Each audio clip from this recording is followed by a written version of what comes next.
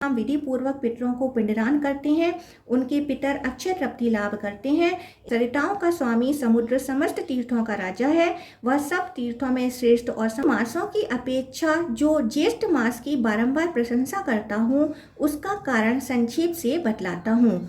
जिस दिन राशि और नक्षत्र के योग से महाज्येष्ठी ज्येष्ठ की पूर्णिमा हो, उस दिन यत्न पूर्वक श्री पुरुषोत्तम तीर्थ में पहुंचना चाहिए। संपूर्ण तीर्थों में व्रत और दान का जो फल बतलाया गया है, वह मंचस्थ श्री कृष्ण, सुभद्रा और बलराम का दर्शन करने मात्र से प्राप्त हो जाता है। अर्थ कहा गया है गुंडिचा नामक उद्यान मंदिर जो पुरी में इंद्रघ्रुम सरोवर के तट पर स्थित है। इसके गुंडिचा, गुड़िवा आदि नाम भी मिलते हैं।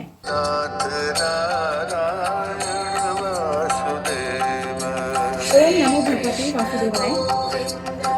भगवान पुरुषोत्तम की पूजा और दर्शन का फल, इंद्रघ्रुम सरोवर के सेवन की विधि एवं महिमा का वर्णन तथा ज्येष्ठ की पूर्णिमा को दर्शन का महात्मा।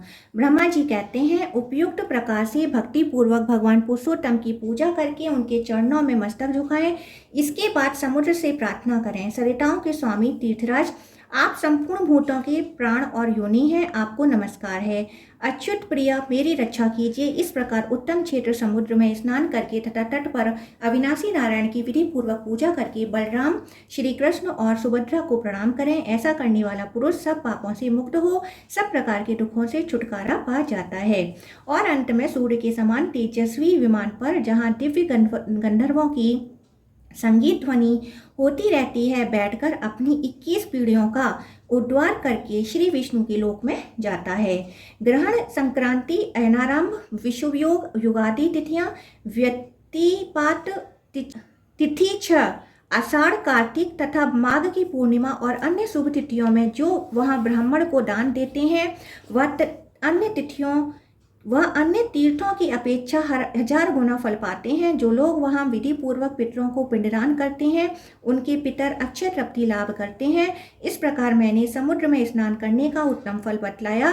वह सब पापों को दूर करने वाला, पवित्र तथा इच्छानुसार सब फलों का दाता है। यह पुराण रहस्य नास्तिक को नहीं बतलाना चाहिए। भूतल में जितने तीर्थ, नदियाँ और सरोवर हैं, वे सब समुद्र में प्रवेश करते हैं, इसलिए वह सबसे श्रेष्ठ है। सरिताओं का स्वामी समुद्र समस्त तीर्थों का राजा है, वह सब तीर्थों में श्रेष्ठ और समस्त इच्छित पदार्थों को देने वाला है। जैसे सूर्योदय होने पर अंधकार का नाश हो जाता है, उसी प्रकार तीर्थराज समुद्र में स्नान करने पर सब पापों का क्षय हो जाता है। जहाँ साक्षात भगवान नारायण का निवास स्थान है, उस तीर्थराज समुद्र के गुणों का वर्णन कौन कर सकता है।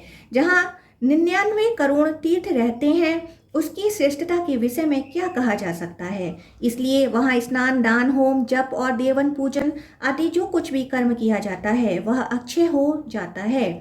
वहाँ से उस तीर्थ में जाए और अश्वमेध यज्ञ के अंग से उत्पन्न हुआ है, उसका नाम है इंद्रघ्रुम सरोवर।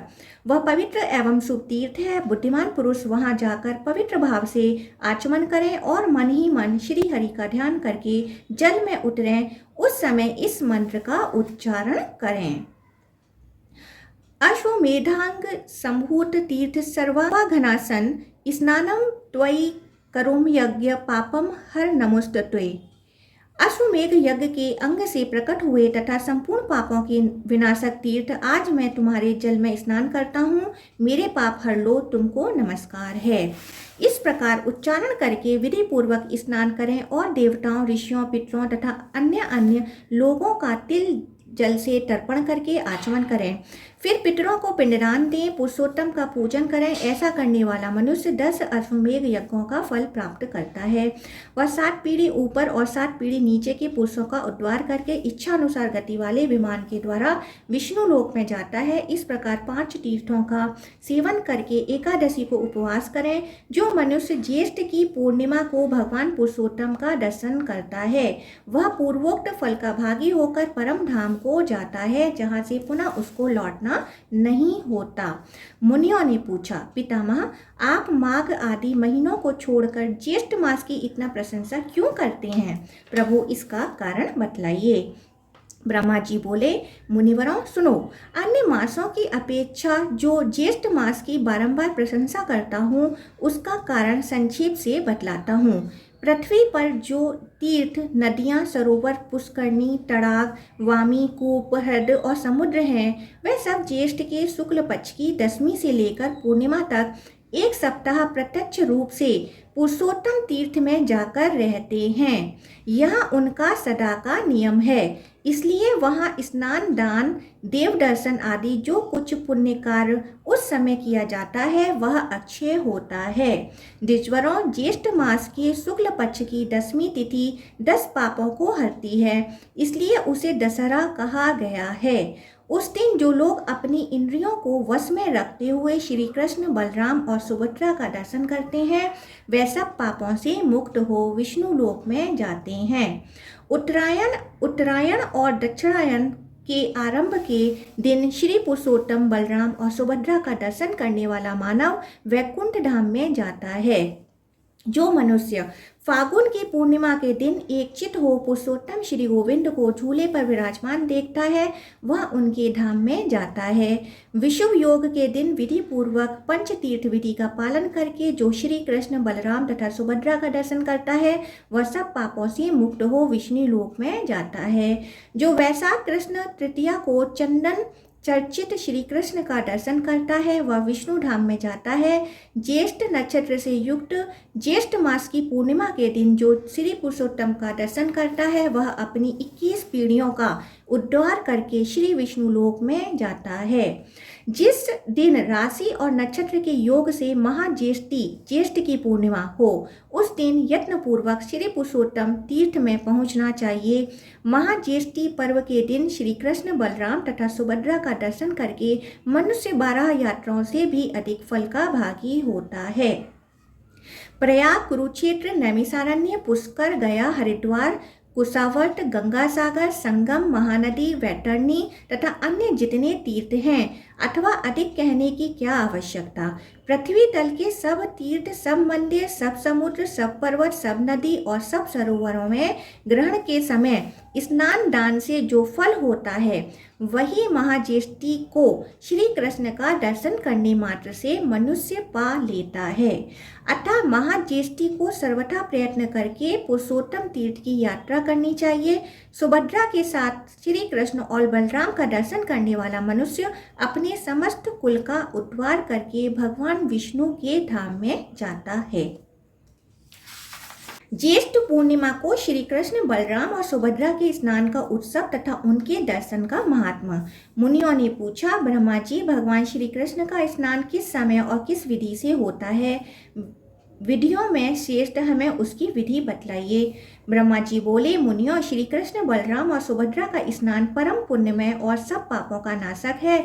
मैं उसकी विधि आदि का वर्णन करता हूँ, सुनो। ज्येष्ठ मास में पूर्णिमा को ज्येष्ठा नक्षत्र आने पर वहाँ हर समय श्री हरि का स्नान होता है। वहाँ सर्व तीर्थ में कूप है जो अत्यंत निर्मल और पवित्र माना गया है। उक्त पूर्णिमा को उसमें भगवती गंगा प्रत्यक्ष रूप से प्रकट होती हैं। अतः ज्येष्ठ की पूर्णिमा को सुवर्ण में कलश से श्री कृष्ण, बलभद्र और सुभद्रा के स्नान के लिए उस कूप से जल निकाला जाता है। इसके लिए एक सुंदर मंच बनवाकर उसे पताका आदि से अलंकृत किया जाता है। वह सुदृढ़ और सुखपूर्वक चलने योग्य बना होता है। वस्त्र और फूलों से उसे सजाया जाता है। वह खूब विस्तृत होता है और धूप से सुवासित किया जाता है।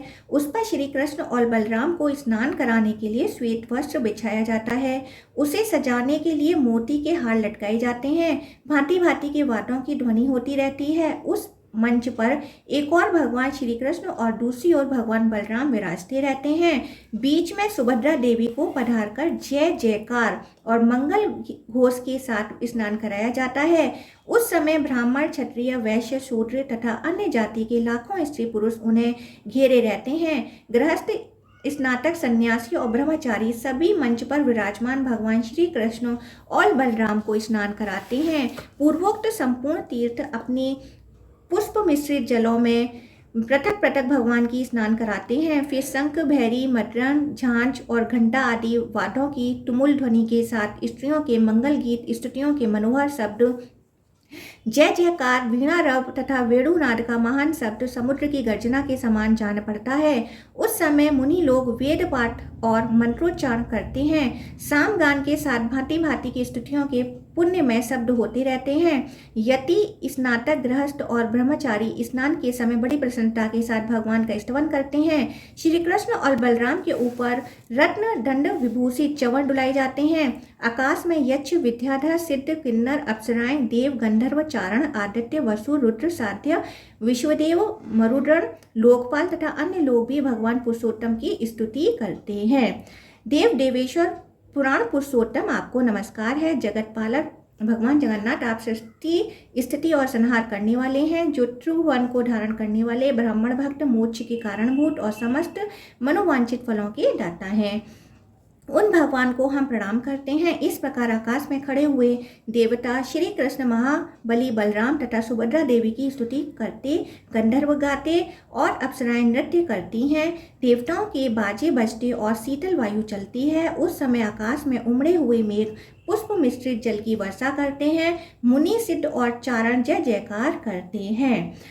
तत्पश्चात देवतागण मंगल सामग्रियों के साथ विधि और मंत्र युक्त अभिषेक उपयोगी द्रव्य लेकर भगवान का अभिषेक करते हैं। इंद्र, सूर्य, चंद्रमा, धाता, विधाता, वायु, अग्नि, पूषा, भग, अर्यमा, त्वष्टा, दोनों पत्नियों सहित विवस्वान, मित्र, वरुण, रुद्र, वसु, आदित्य, अश्वनी कुमार, विश्वदेव, मरुदगण, साध्य, पितर, विद्याधर, पितामह, पुलस्त्य, पुलह, अंगिरा, कश्यप, अत्रि, मरचि, भृगु, क्रतु, हर, प्रचेता, मनु, दक्ष, धर्म, काल, यम, मृत्यु, यमदूत तथा अन्य अनेकों देवता भगवान का अभिषेक करने के लिए इधर उधर आते हैं और सुवर्ण में कलशों में रखे हुए पुष्प मिश्रित आकाश गंगा के जल से श्री कृष्ण, सुभद्रा तथा बलराम जी को स्नान कराते हैं तथा प्रसन्नता पूर्वक इस प्रकार उनकी स्तुति करते हैं। संपूर्ण लोकों का पालन करने वाले जगन्नाथ आपकी जय हो, जय हो। आप भक्तों के रक्षक तथा शरणागत वत्सल हैं। संपूर्ण भूतों में व्यापक आदिदेव आपकी जय हो।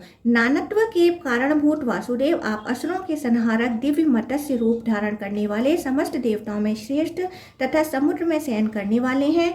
योगीवर आपकी जय हो, जय हो। सूर्य आपके नेत्र हैं तथा आप देवताओं के राजा हैं। वेदों में आप ही सर्वश्रेष्ठ बताए गए हैं। आपने कच्छप अवतार धारण किया था। आप श्रेष्ठ यज्ञ स्वरूप हैं। आपकी नाभि से कमल उत्पन्न हुआ था, इसलिए आप पद्मनाभ कहलाते हैं। आप पहाड़ों पर विचरने वाले तथा योगशाही हैं। आपकी जय हो, जय हो।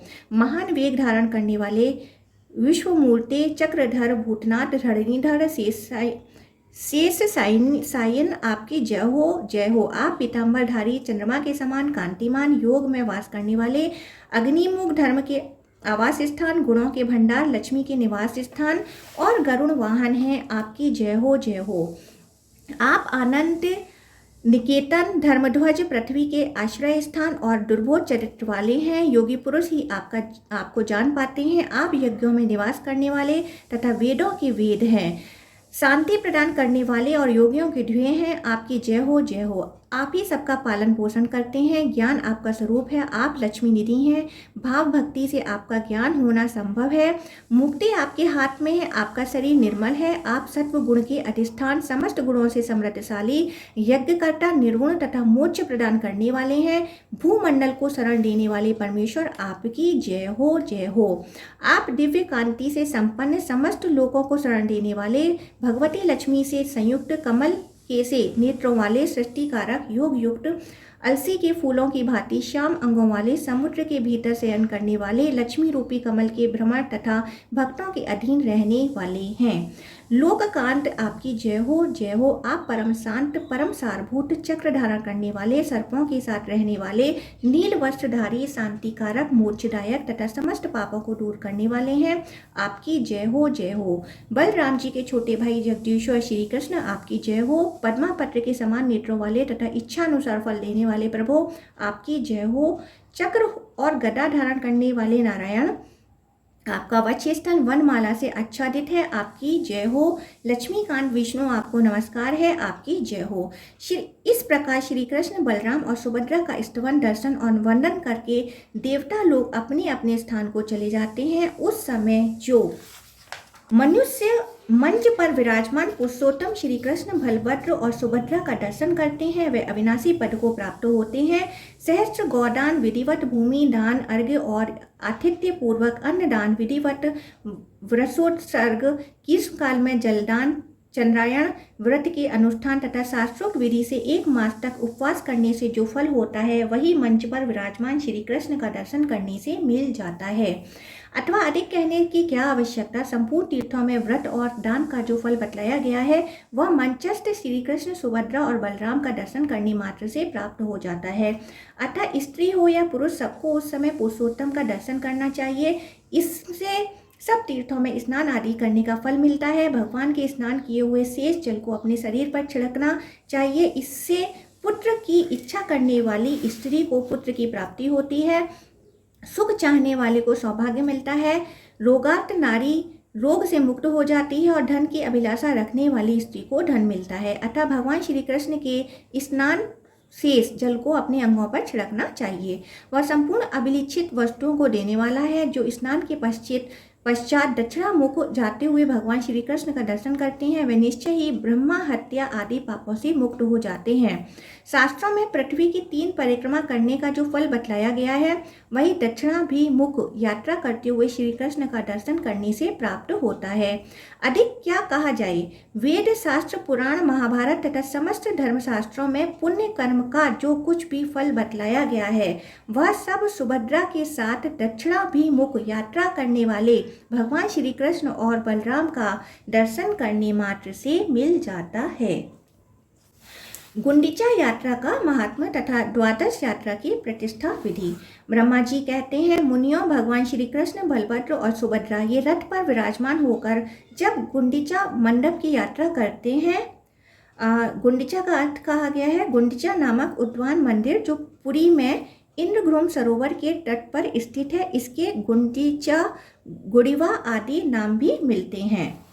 मंडप की यात्रा करते हैं उस समय जिन्हें उनका दर्शन प्राप्त होता है तथा जो लोग 1 सप्ताह तक उस मंडप में विराजमान श्री कृष्ण, बलभद्र और सुभद्रा की झांकी करते हैं वे विष्णु लोक में जाते हैं। मुनियों ने पूछा, जगतपते, इस यात्रा का आरंभ किसने किया तथा उसमें सम्मिलित होने वाले मनुष्यों का क्या फल मिलता है? ब्रह्मा जी बोले, ब्राह्मणों, पूर्व काल में राजा इंद्रगुम्न ने भगवान से प्रार्थना की थी कि मेरे सरोवर के तट पर 1 सप्ताह के लिए आपकी यात्रा हो। श्री भगवान बोले, राजन, तुम्हारे सरोवर के तट पर 7 दिनों के लिए मेरी यात्रा होगी। वह यात्रा गुंडीचा नाम से विख्यात और समस्त अभिलिखित फलों को देने वाली होगी। जो लोग वहां मंडप में स्थित होने पर मेरी, बलराम जी की और सुभद्रा की एकाग्र चित्त से श्रद्धापूर्वक पूजा करेंगे तथा जो ब्राह्मण, क्षत्रिय, वैश्य, स्त्री और शूद्र पुष्प, गंध, धूप, दीप, नैवेद्य, भांति भांति के उपहार, नमस्कार, परिक्रमा, जय जयकार, श्रोत, गीत तथा मनोहर वाद्यों से द्वारा आराधना करेंगे, उन्हें मेरी कृपा से कोई भी मनोरथ दुर्लभ नहीं रहेगा। यूं कहकर भगवान वहीं अंतर्धान हो गए और वे महाराज इंद्रगुम्न कृतकृत्य हो गए। अतः सब प्रकार से प्रयत्न करके गुंडीचा मंडप में समस्त अभिलिखित वस्तुओं को देने वाले भगवान पुरुषोत्तम का दर्शन करना चाहिए। वहाँ पुरुषोत्तम का दर्शन करके स्त्री या पुरुष जिन जिन भोगों को चाहे उन्हें प्राप्त कर सकता है।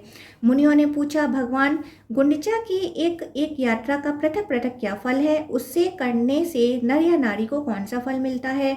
ब्रह्मा जी बोले, ब्राह्मणों सुनो, मैं प्रत्येक यात्रा का फल बताता हूँ।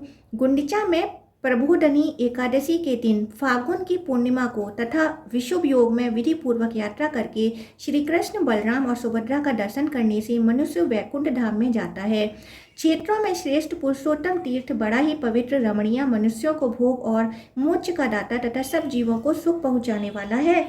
जो जितेंद्रिय स्त्री या पुरुष ज्येष्ठ मास में वहां शास्त्रोक्त विधि के अनुसार 12 यात्राएं करके एकाग्र चित्त से उनकी प्रतिष्ठा करता है और उस समय धन खर्च करने में कृपणता नहीं करता, वह भांति भांति के भोगों का उपभोग करके अंत में मोक्ष पद को प्राप्त होता है। मुनियों ने कहा, देव जगतपते, हम आपके मुँह से द्वादश यात्रा की प्रतिष्ठा की विधि, पूजन, दान और फल सुनना चाहते हैं। ब्रह्मा जी बोले, ब्राह्मणों, जब 12 यात्राएं पूरी हो जाएं तब विधि पूर्वक उनकी प्रतिष्ठा करें। वह सब पापों का नाश करने वाली हैं। ज्येष्ठ मास के शुक्ल पक्ष में एकादशी तिथि को एकाग्र चित्त से किसी पवित्र जलाशय पर जाकर आचमन करें और इंद्रिया संयम पूर्वक पवित्र भाव से सब तीर्थों का आवाहन करके भगवान नारायण का ध्यान करते हुए विधिवत स्नान करें। ऋषियों ने स्नान कर्म में जिसके लिए जैसी विधि बतलाई है उसको उसी विधि से स्नान करना चाहिए। स्नान के पश्चात नाम, गोत्र और विधि का ज्ञाता पुरुष शास्त्रोक्त विधि से देवताओं, ऋषियों, पितरों तथा अन्य जीवों का तर्पण करे। फिर जल से निकलकर 2 स्वच्छ वस्त्र पहने और विधि पूर्वक आचमन करके 108 बार गायत्री का मानसिक जप करे। गायत्री सब वेदों की माता, संपूर्ण पापों को दूर करने वाली तथा परम पवित्र हैं। इसके सिवा अन्य सूर्य संबंधी मंत्रों का भी श्राद्ध पूर्वक जप करना चाहिए। तत्पश्चात 3 बार परिक्रमा करके सूर्यदेव को प्रणाम करें। ब्राह्मण, क्षत्रिय और वैश्य इन 3 वर्णों का स्नान और जप वैदिक विधि के अनुसार बताया गया है, किंतु स्त्री और शूद्रों के स्नान और जप में वैदिक विधि का निषेध है। इसके बाद मौन होकर घर में जाएं और हाथ पैर धोकर विधिवत आचमन करके श्री पुरुषोत्तम की पूजा करें। पहले भगवान को घी से स्नान कराएं, फिर दूध से, इसके बाद मधु, गंध और जल से, फिर तीर्थ के चंदन और जल से स्नान कराएं। तदंतर भक्तिपूर्वक 2 उत्तम वस्त्र पहनाएं, फिर चंदन, अगर, कपूर और केसर भगवान के अंगों में लगाएं। पुनः पराभक्ति के साथ कमल से तथा विष्णु देवता संबंधी मल्लिका आदि अन्य पुष्पों से श्री पुरुषोत्तम की पूजा करें। भोग और मोक्ष के दाता जगदीश्वर श्रीहरि की इस प्रकार पूजा करके उनके समक्ष अगर, गूगल तथा अन्य सुगंधित पदार्थों के साथ धूप जलाएं। अपनी शक्ति के अनुसार घी से दीपक जलाकर रखें। घी अथवा तिल के तेल से अन्य 12 दीपक जलाकर रखें। नैवेद्य के रूप में खीर, पुआ, पूरी, बड़ा, लड्डू, खांड और फल निवेदन करें। इस प्रकार पंचोपचार से श्री पुरुषोत्तम का पूजन करें। ओम नमः पुरुषोत्तमाय इस मंत्र का 108 बार जप करें। इसके बाद भक्ति पूर्वक भगवान पुरुषोत्तम से इस प्रकार प्रार्थना करें। नमस्ते सर्वलोकेश भक्ता नाम भयप्रदा संसार सागरे मग्नम त्राहि मां पुरुषोत्तम यास्ते मया कृता यात्रा द्वादशी जगतपते प्रसादत्व गोविंद संपूर्णास्ता भवन्तु में। भक्तों को अभय प्रदान करने वाले सर्वलोकेश्वर पुरुषोत्तम आपको नमस्कार है। मैं इस संसार सागर में डूबा हुआ हूँ, मेरा उद्धार कीजिए। जगतपते गोविंद, आपके दर्शन के लिए मैंने जो ये 12 यात्राएं की हैं वे सब आपके प्रसाद से मेरे लिए परिपूर्ण हो। इस प्रकार भगवान को प्रसन्न करके साष्टांग दंडवत करें। तत्पश्चात पुष्प, वस्त्र और चंदन आदि से भक्ति पूर्वक गुरु की पूजा करें, क्योंकि गुरु और भगवान में कोई अंतर नहीं है।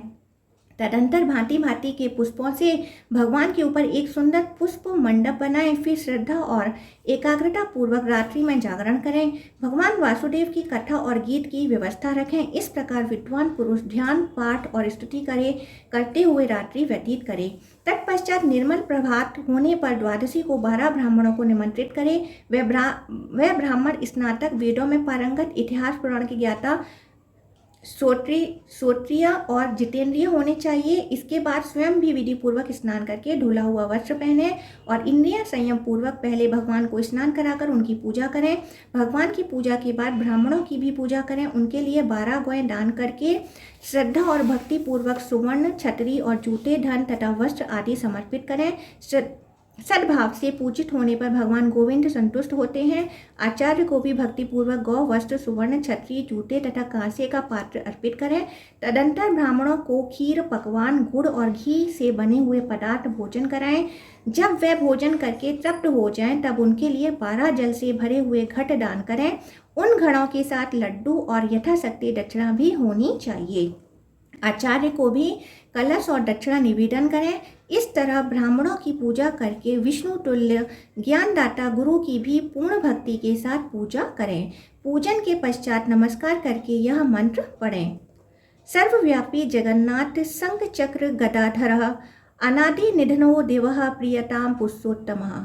शंख चक्र और गदा धारण करने वाले सर्वव्यापी जगन्नाथ एवं आदि अंत से रहित भगवान पुरुषोत्तम मुझ पर प्रसन्न हो।